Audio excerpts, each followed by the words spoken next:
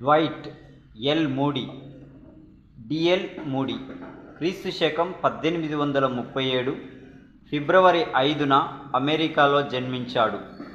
చిన్ననాటనే తండ్రి చనిపోవడం, పెద్ద కుటుంబం కావడం, భారమంతా తల్లి భుజాల మీద పడటం వలన ఇతను కూడా బాల్యంలోనే కష్టించి పని చేయవలసి వచ్చింది.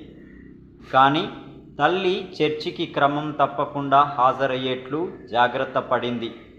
18వ సంవత్సరంలో సండే స్కూల్లో ప్రభువును స్వంత రక్షకునిగా అంగీకరించి రక్షించబడ్డాడు. పెద్దగా చదువురాని ఈ వ్యక్తి చక్కటి సండే స్కూల్ పరిచర్య చేశాడు. అనేక స్థలాల్లో సండే స్కూళ్ళు స్థాపించాడు. అటు తరువాత బహిరంగ సువార్త సేవలో నమ్మకంగా ప్రభువును ప్రకటించాడు. క్రీస్తు శకం 1871 జూన్లో గాయకుడైన షామ్కీతో పరిచయం, ఇద్దరూ కలిసి పనిచేయడం, ఇద్దరి పరిచర్యలో అనేక ఆత్మలు దేవుని వైపు ఆకర్షించబడ్డాయి. చికాగోలో అగ్నికి మూడీ చర్చి కాలిపోయింది. కుటుంబం అంతా ప్రాణాలు దక్కించుకునేందుకు పారిపోవలసి వచ్చింది.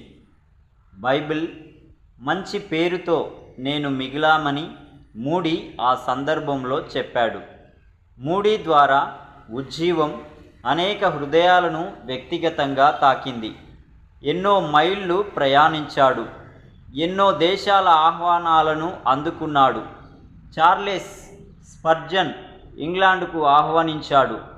వెళ్ళి అక్కడ కూడా సువార్త ప్రకటించడం జరిగింది.